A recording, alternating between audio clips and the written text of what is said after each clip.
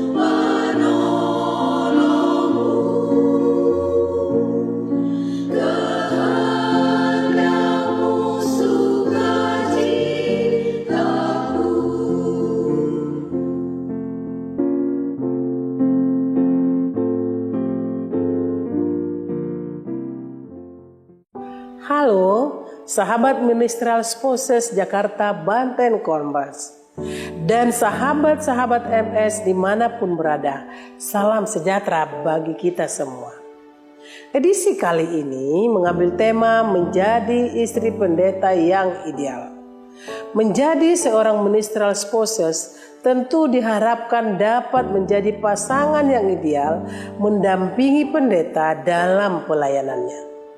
Bagaimana caranya agar kita bisa menjadi seorang istri pendeta yang ideal? Mari kita saksikan dalam tayangan berikut ini. Semoga melalui tayangan MSJBC Media dapat memberikan pengetahuan dan informasi yang baik dan berguna bagi pelayanan Ministerial Spouses Jakarta Banten Konvers secara khusus dan Ministerial Spouses dimanapun berada. Tuhan memberkati.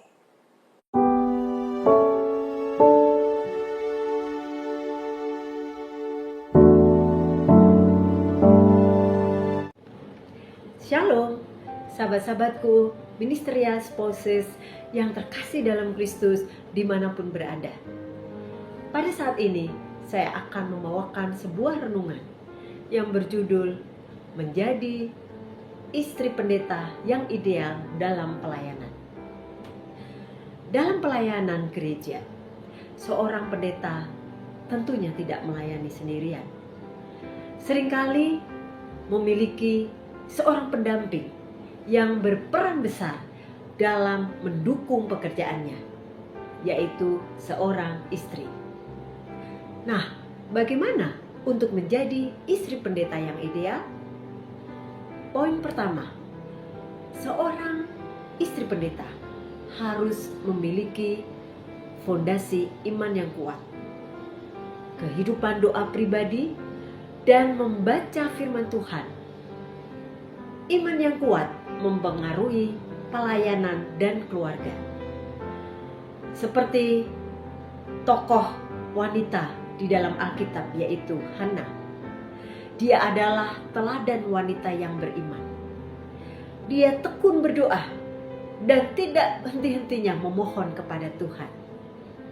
Lalu doanya dijawab dan dia melahirkan Samuel. 1 Samuel 1 ayat 1 sampai 28. Poin kedua, istri pendeta adalah pendukung utama suami di dalam pelayanan. Dukungan emosional dan spiritual sangat berarti. Lalu bisa menjadi tempat curhat yang penuh kasih bagi suaminya. Priscilla dan Aquila adalah mitra pelayanan yang efektif. Kita bisa lihat di dalam Kisah Para Rasul 18 ayat 1-3 dan ayat 26. Mereka saling mendukung dalam segala hal. Kemitraan yang efektif dapat menghasilkan pelayanan yang luar biasa. Saling melengkapi dan menguatkan adalah kunci utama.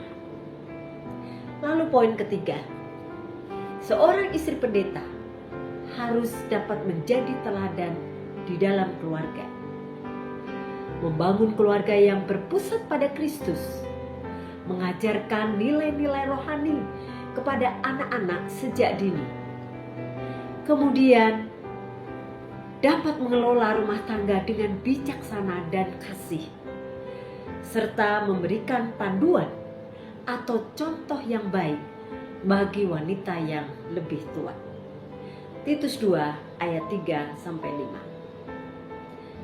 Suatu kali ada seorang istri pendeta. Dia adalah seorang istri pendeta yang selalu mengutamakan waktu bersama anak-anaknya, meskipun ia sibuk di dalam pelayanan. Dia selalu mengajarkan anak-anaknya untuk berdoa setiap pagi dan malam, membaca Alkitab, serta melayani Tuhan sejak dini. Hal ini membuat anak-anaknya bertumbuh menjadi anak-anak yang selalu takut akan Tuhan, dan tentunya menjadi berkat bagi orang lain. Poin keempat, seorang istri pendeta yang ideal harus memiliki karakter yang lemah lembut dan penuh kasih. Seorang istri pendeta harus memiliki hati yang penuh kasih, rendah hati, dan lemah lembut. Ia harus bisa menjadi contoh bagi jemaat dalam tutur katanya, dalam sikapnya, dan perbuatannya. Jemaat akan memperhatikan bagaimana ia bersikap, berbicara, dan berinteraksi dengan orang lain. Ada seorang istri pendeta yang selalu tersenyum dan menyambut jemaatnya dengan penuh kasih setiap kali jemaatnya datang ke gereja. Meskipun di balik itu ia menghadapi banyak tantangan, namun ia tetap menunjukkan sikap yang sabar dan penuh kasih. Sikapnya ini menginspirasi banyak wanita di gereja untuk menjadi lebih baik dalam peran mereka sebagai istri dan ibu. Lalu poin kelima, istri pendeta yang ideal harus dapat menjadi teladan bagi jemaatnya. Keluarga pendeta seringkali menjadi sorotan jemaat. Oleh karena itu, kita harus melayani jemaat dengan sepenuh hati, bersedia membantu dalam berbagai bidang pelayanan. Menjadi berkat bagi orang lain tanpa mencari pujian adalah sikap yang paling mulia. Lakukanlah perbuatan baik dengan tulus, berbicara dengan bijaksana, hindari gosip dan perkataan yang menyakitkan. Lalu mendengarkan dengan empati dan dapat memberikan nasihat yang baik serta membangun bagi anggota jemaatnya. Poin keenam, memiliki hati yang sabar dan tahan uji. Pelayanan tidak selalu mudah, bukan?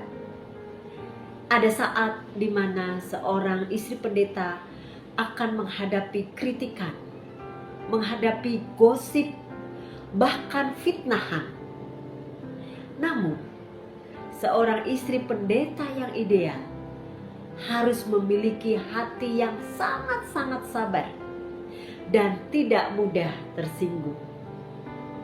Ia harus menyerahkan segala sesuatunya kepada Tuhan dan tetap fokus pada panggilannya. Pakai seluruh perlengkapan senjata Allah supaya kamu dapat bertahan melawan tipu muslihat iblis. Efesus 6 ayat 11. Seorang istri pendeta pernah mengalami situasi di mana ia difitnah oleh beberapa orang di gerejanya. Namun, ia tidak pernah membalas dengan kemarahan. Melainkan gantinya, ia selalu berdoa dan tetap melayani dengan penuh semangat, dengan penuh kasih.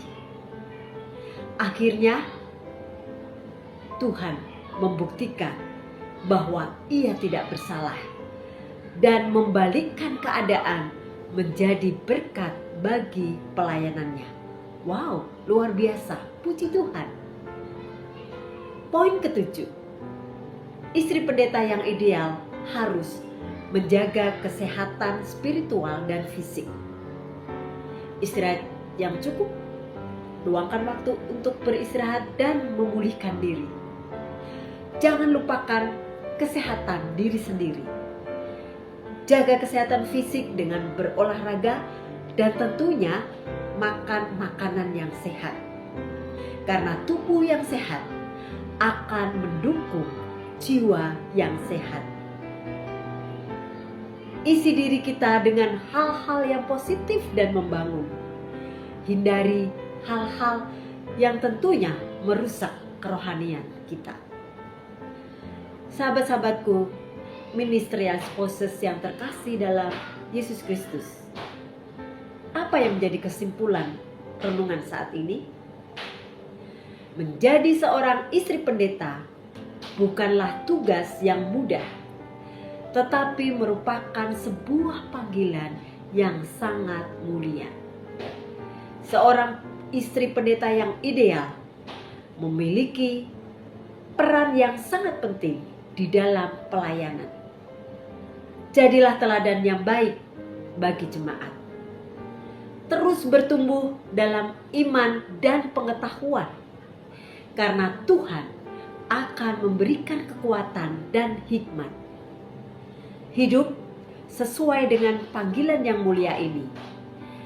Tuhan akan menyertai setiap langkah kita. Tuhan akan memberikan kekuatan dan hikmat yang dibutuhkan. Mari, sahabat-sahabatku, ministerial spouses, teruslah melayani dengan setia dan rendah hati, sehingga kita semua menjadi berkat bagi banyak orang.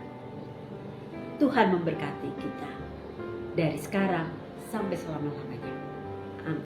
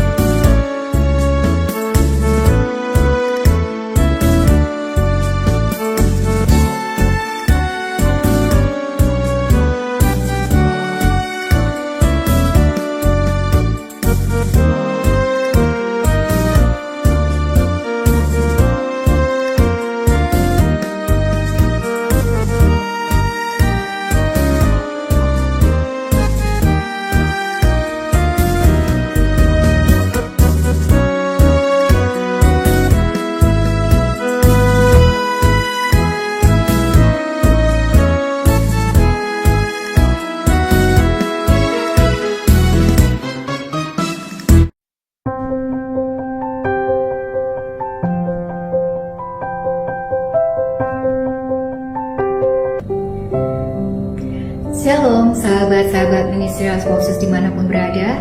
Saat ini saya ingin memberikan tips kesehatan. Semoga tips kesehatan ini bermanfaat bagi kita semua. Beberapa bulan yang lalu saya sempat mengalami masalah kesehatan di sekitar lambung saya ya. Saya merasakan perih, nyeri, sakit, lebih tepatnya di bagian ulu hati saya. Dan itu saya alami beberapa bulan lamanya. Dan sampai akhirnya saya mendapatkan pencerahan pada saat saya membuka lemari saya menemukan sebuah buku. Buku itu berjudul 8 Obat Alami. Dan buku ini ternyata adalah amaran-amaran dari Nyonya Ellen G. White mengenai kesehatan, apa saja yang baik untuk tubuh kita. Saya membaca di buku ini ditulis bahwa obat yang paling mujarab, paling ampuh untuk mengatasi segala masalah di lambung kita, ya, masalah kesehatan kita, baik itu asam lambung ataupun nyeri, perih ya di lambung kita, ulu hati. Obat yang paling mujarab sekali itu dikatakan jika kita mengkonsumsi olive oil atau minyak zaitun. Pada saat saya membaca buku ini, banyak sekali ya manfaat dari minyak zaitun atau olive oil.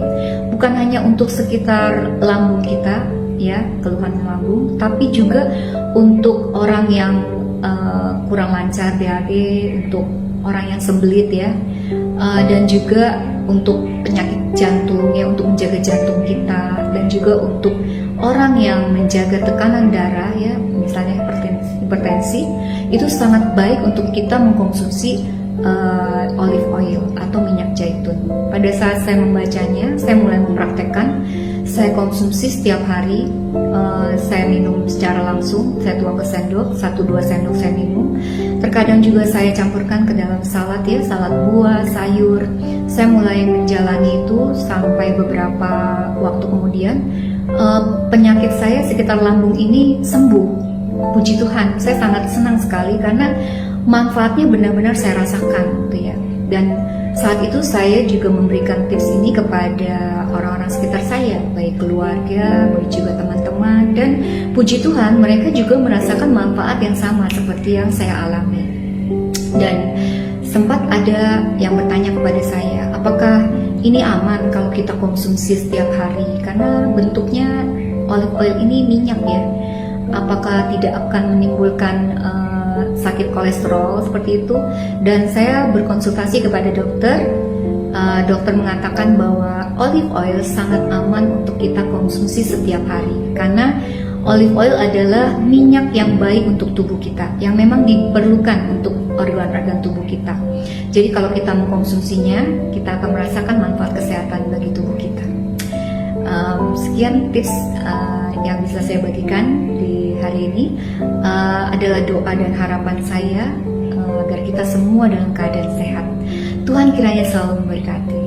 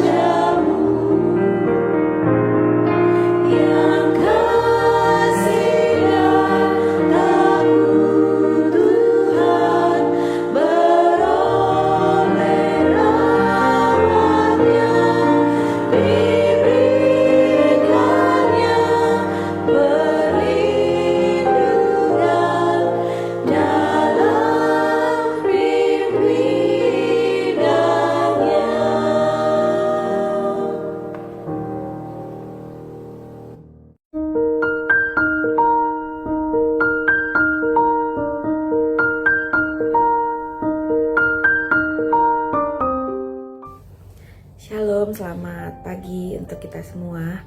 Perkenalkan, saya Dini Balo, saya istri dari Pendeta Morrison Balo. Izinkan saya pada hari ini untuk membagikan kesaksian bahwa penyertaan Tuhan itu selalu ada dalam kehidupan saya. Saat SMA, saya ini sering sekali merasakan sakit kepala dan vertigo. Dan kebetulan memang di kepala saya ada benjolan kecil sebesar biji kacang hijau. Namun seiring berjalannya waktu, benjolan tersebut semakin besar. Dan dokter menyuruh saya untuk mengangkat benjolan tersebut. Dan setelah benjolan tersebut diangkat dan di PA, ternyata hasilnya kanker stadium 2 dan ganas. Setelah dokter memvonis saya seperti itu, saya cukup terpukul. Saya merasa dunia saya seperti sudah mau berakhir, karena saya nggak pernah menyangka saya bisa mengidap penyakit tersebut. Karena saya nggak pernah merasakan yang bagaimana ya sakitnya ya, karena pure benar-benar hanya sakit kepala dan vertigo. Tapi seiring berjalannya waktu, saya berdamai dengan diri saya berdamai dengan penyakit saya, dan saya sangat bersyukur dalam masa-masa sulit saya dalam mencapai perdamaian itu, Tuhan tuh selalu ada buat saya. Seperti contohnya, setelah operasi saya disuruh radiasi sebanyak 30 atau 35 kali, saya lupa. Dan Tuhan itu memampukan saya. Selama saya diradiasi, yang pertama saya tidak pernah terkena COVID. Karena saat itu COVID lagi cukup gencar ya. Karena apabila saya saat radiasi, dan dimana orang kalau radiasi itu sistem imunnya pasti drop dan mudah sekali terpapar penyakit. Tapi puji Tuhan saya tidak terkena COVID sama sekali saat saya radiasi. Karena apabila saya sampai terkena COVID, berarti saya harus mengulang radiasi saya dari awal. Lalu yang kedua, saat saya ke sana, banyak sekali orang-orang yang radiasi itu memiliki kulit yang terbakar, seperti melepuh, kadang yang gosong, merah. Tapi kalau saya gak ada kenapa-kenapa, kayak begini aja. Cuman saya mual dan rambut saya rontok. Sudah gitu, setiap hari saya masih bekerja. Dari Senin sampai Jumat saya masuk kerja. Saya hanya izin sama orang kantor, sama perusahaan saya, bahwa saya izin pulang cepat karena jam 3 saya harus melakukan radiasi di rumah sakit Pasar Minggu. Jadi dari situ saya sangat, waduh, Tuhan ini baik sekali sama saya. Maksudnya walaupun dibilang itu ganas ya, tapi saya biasa aja, orang pun nggak tahu kalau saya ada cancer. Jadi kadang dalam kehidupan kita tuh Tuhan izinkan sesuatu terjadi, mungkin bukan buat kita sendiri ya, mungkin kita bisa dapat menjadi kekuatan buat orang lain yang mungkin juga mengalami hal yang sama seperti kita alami saat ini. Nggak hanya penyakit mungkin ya, mungkin ada pergumulan dalam kehidupan kita, dalam rumah tangga, dalam keluarga, dalam pekerjaan. Kadang Tuhan izinkan sesuatu yang mungkin tidak enak ya untuk kita jalani, tapi itu terjadi dalam kehidupan kita. Tapi Tuhan tidak pernah meninggalkan kita. Tuhan selalu ada untuk kita dalam melewati hal-hal tersebut. Oleh karena itu, melalui kesaksian saya ingin kita semua tidak pernah melupakan penyertaan Tuhan. Kalau seumpamanya saat ini sekarang 2025 ini kita sedang mengalami pergumulan yang sangat besar, kita jangan lupa bahwa di tahun-tahun yang lalu Tuhan itu ada untuk kita, Tuhan membantu kita. Berarti kalau saat ini terjadi sesuatu dalam kehidupan kita, Tuhan juga pasti akan tolong. Jadi biarlah dari kesaksian ini iman kita dapat dikuatkan dan kita dapat selalu memuliakan Tuhan dan selalu mengandalkan Tuhan dalam kehidupan kita. Sekian kesaksian saya. Terima kasih. Tuhan Yesus memberkati. Amin.